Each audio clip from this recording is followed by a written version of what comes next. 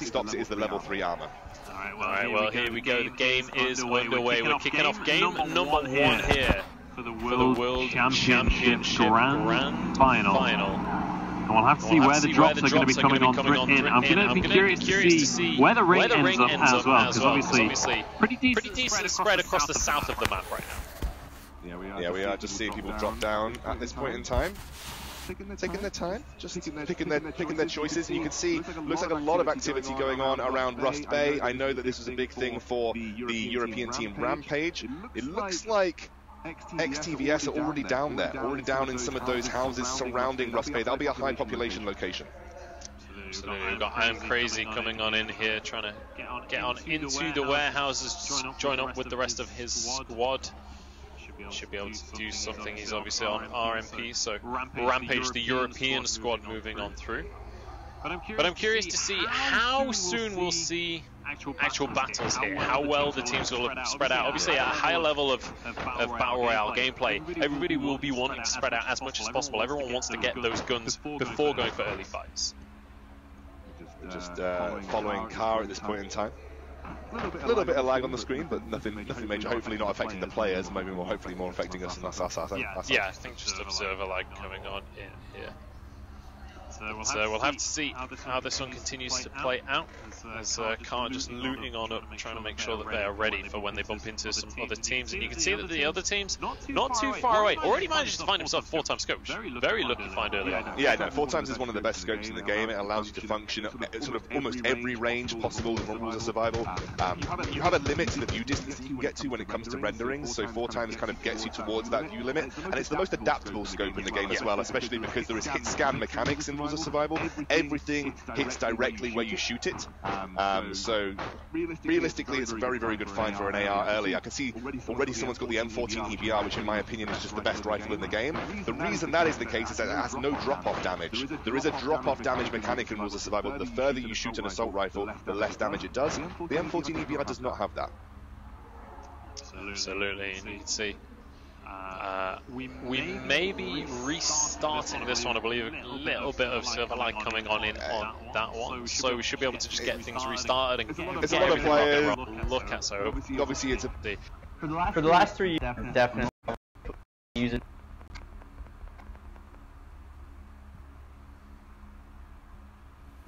Of the Chinese player, these Chinese players play Easy Sport,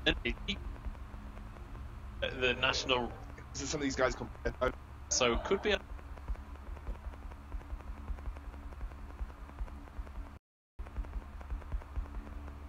enough, but it's good to see it very Kinderminds was founded by our team lead. We were good.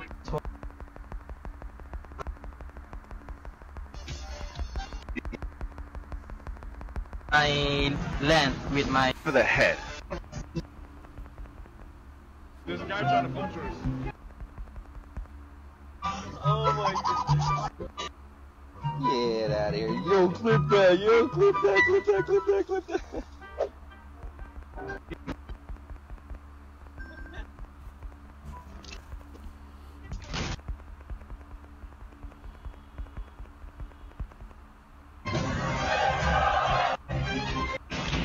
It's great.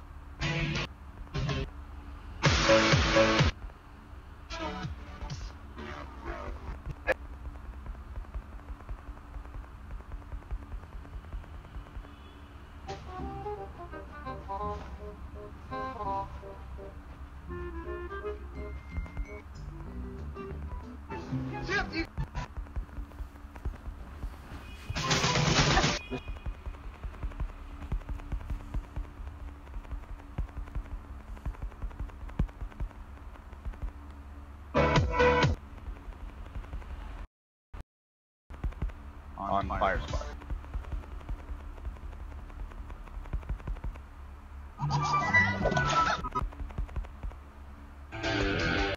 Scoundrel had a little bit of a break there, guys, to make sure that with us, if fairly shortly for Europe, their region. generally Teams from at Rust Bay area, looks like. Just again, we saw a lot of this. These are the houses that are just outside of Rust Bay to the north, and these are quite good for loot locations. It means you don't get the heavy fire of Rust Bay, but you can get a lot of loot for your team. Yeah, I want to point out that when you watch these Chinese players, like using the lean mechanic and things like this, if you guys are players at home, if you've not played that much, but you've kind of played with the game a little bit, lean isn't actually a default mechanic. You have to go into the settings even to just enable that. To see the movement from these players, it's kind of exceptional to see that. You can see the minimap here. So we've got our first team, WEDG, there, all the way over at Wingcliff, but look at how widespread this is. Looks like Team 5 and Team 9 could well be battling each other pretty shortly. Yeah, so that's, you've got Car over there, and they are going to be lining up against RW98 on the either side of the bridge near Rust Bay. Interesting that the actual Rust Bay area has been untouched. That hasn't been sort of slotted into right now. You did see those fours, those individual fours across the map. That was Team Secret splitting up. And again, I think the idea there is to reduce the likelihood of a squad wipe and try and increase positioning. I was told by Vainglory veterans, just watch Team Secret, you will see why they've got to this position.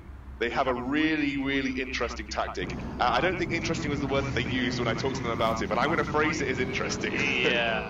Definitely, it's a strategy that it's not exactly a, well, how do I word this? I was going to say it's not a highly competitive strategy. It is competitive because they've got to the tournament using that strategy, but it's not competitive in like I'm going to take it to my opponents. It's in, I'm just going to avoid my opponents entirely and just see how long we can survive during these games. And you get points for kills, but you also get points just for survival and where you place in the game. So definitely a strategy that can pay off big time if they survive long enough. So let's say there's, how many players we got here altogether? 60 in total. 60 players, so the maximum amount of kills you can get as a team. If you kill everybody in the game would be 54. That would total 540 points per game. For a 56, 560 points maximum from kills that you can achieve. For getting first place, that's 250 points. The second place is 200, and then it starts to drop to 180, 150. So if you're Team Secret here and you split up across the map, you're not likely to be getting kills because you're facing entire squads by yourself. And how likely is it that you're actually going to be able to rejoin and get top space, top place? So it's a very risky tactic. I'm not sure in terms of points gained that it's the right one to play. Well, in the grand scheme of things, a team that, well, I suppose if you get second place, you still get like 200 points, for example. So, yeah, it's definitely not the safest strategy in terms of acquiring a lot of points, but if you can consistently do it, if you can place top 2, top 3 every single game, maybe that's enough. If the top couple of teams do keep swapping around, we'll have to see as the game progresses. So far, not actually that much action in terms of kills. Everyone playing this one very safe, and I can't say I blame them. This is the first game of the entire tournament. No one's died just yet. You can see RW98 absolutely know that I think it was Car are on the other side of that bridge near that Rust Bay area, and they are just scoping each other out right now. You saw right there RW98 had a 4x on the AK. It's actually a gun that is favoured quite heavily by a lot of professional players simply because of that single high shot damage that it provides over other ARs. We did see the circle on Observatory. Observatory is the circle right now. What team is in Observatory? 3. That's the MY team. Man, I swear every single game I play, the circle goes on to Observatory, which it's convenient for me because that's pretty much where I drop every time. But here we go, starting to ride those tuk-tuks across the map. You can still see every single player still alive. 60 out of 60 players remaining, but as this circle starts to close in, you'll see the fights start to finally begin. We'll start to see these teams really battling it off and see who will be the top team. So Lucky Future here, LF, you can see them starting to move up as a squad. They have quite a long way to go though if they want to get into that ring. Yeah, most teams should be able to negotiate this on that first circle. We can see some things opening up now here, Munchables. Yeah, Peter's already going to be going down. That is the first casualty of the game. He's down into, and that's one of the Team Secret members as well. He's not going to get rest. Players that's going to be trying to hide. He's not going to get rest. So that's one member from Team Secret already going down. They have been picked off. They've got 3 members left. He will be the first casualty. It is the only tactic that we are seeing of a team splitting up across the map right now, and they have paid the first price, the iron price, for that initial engage. Talking about guns, this guy here, we're following the other Team Secret player. I think it was Ontarius. He is he's currently got an M14 EBR. Here we go though. Look at the Bads squad. This is the German team coming on through, full squadded up in the car together. They're ready to take on some enemies. They're ready to get this action underway, and they're getting close to the hill as well. In that one, you can see. Oh, actually no, they're nowhere near the hill. You can see the down at the bottom left, team number 1, but they do have a car, so they will be able to get across that map. I've just seen that actually Vainglory veterans have done exactly the same thing as Team Secret. Vainglory veterans number 2. So look at 2s across the map. Yeah, you're absolutely right. I can see one in the north, one in the far east as well. Someone's caught very heavily in the circle right now. Maybe that's the North American strategy. That's the North American strategy. To be fair, Flash also said to me, we have a really dumb strategy. This appears to be that very dumb strategy, just splitting up. I think they're playing for place more than anything at this point in time. Also, bear in mind that this is the first game out of 5. Yeah. So this could be a strategy also to test the waters in terms of how good are they at aiming, like maybe try and take a couple of Angels 1v1, that kind of thing. Well, interesting thing to note is that none of them felt confident playing on the iPhone. Yeah.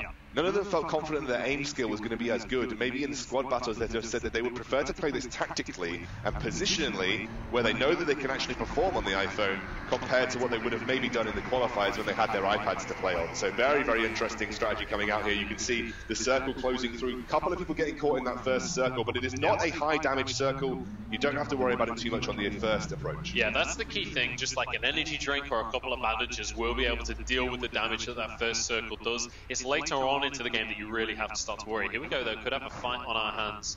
Yeah. Lucky Future here. They got Zadia Top Secret up there towards the southwest, just on top of that hill. You can see one member of Zadia Top Secret at least. Yeah, that's our team from Thailand as well. They're going to be looking to try and represent their region. The only team from Thailand, so pressure on their shoulders from their home country. But you can see this member from Lucky Future, number 4, just kind of regrouping with his team. He was a little bit further away. And this is one of the things we've been talking about with these Chinese teams. They have players in like scout or observer role that are going to be separating from the team to try and figure out what's going on in the nearby area. A lot of standard setup that we're seeing coming through here. That was an M4 with the 2-shot shotgun coming through 2. I mean, you talked about it in the video. It's sort of a setup that a lot of people like, having that longer range assault rifle, then bringing in the shotgun, which can kind of be in a one-shot at close range. Here we see a Vector with an M14 EBR, so doing a similar kind of thing. The M14 EBR is a long-range rifle that doesn't have drop-off damage. It's very good in a sniper-like role, and the Vector is a very high rate of fire, but small clip size, short-range SMG, which can be devastating up close. So a lot of these players opting for, especially what you call the Russia players or the Charger players in the Chinese teams, they have that short-range and long-range weapon increased, and they're going to give that sniper over to their observer or their sniper player. So you can see WEDG all squatted up in their car, but it's going to be RW98 here, just a single player on his own. He's managed to find himself a little tuk-tuk. He's going to be trying to get over towards that ring because, you know, they are starting to run out of time a little bit. They need to get closer because once it gets to the second ring, that damage is going to amp up. Even if you're already outside of it, that damage over time will start to build, and that's where it starts to get dicey. WDG have made it into the circle here, their entire squad happily settled, and they're going to get into the next circle here as well, I believe. This is actually the second circle that's already opened up just above Bitter Lake, although you can see KN. Yeah, trying to take shots at the car. Are they going to... Did they destroy that? No, they didn't. It just went out of range. Okay. I saw a little bit of flame from the exhaust there. I wasn't sure if that was a bit of an explosion, but... He's running the SVD and the M14. It's interesting that you'd run the SVD and the M14 EBR together. They kind of do the same thing. But we'll see how that pans out. The SVD obviously doesn't have drop-off damage either, like the M14. Slightly higher damage per shot. But smaller clip size as well, so something to be taken into account. Here we go, Hammo, or Hammy, to those who already know him. It's going to be, again, on that Vainglory Veterans squad. He's just playing that solo mission, just trying to survive as long as possible, trying to make sure that they get kind of a top 10, top 5 scoreline, at least in game number 1, then reassess the situation later on. You can see Chuck, another one of his teammates, piecing out right there. Taking a good amount of damage from that as well. Needs to be a little bit careful. Yeah, FlashX also looks like he's very far out.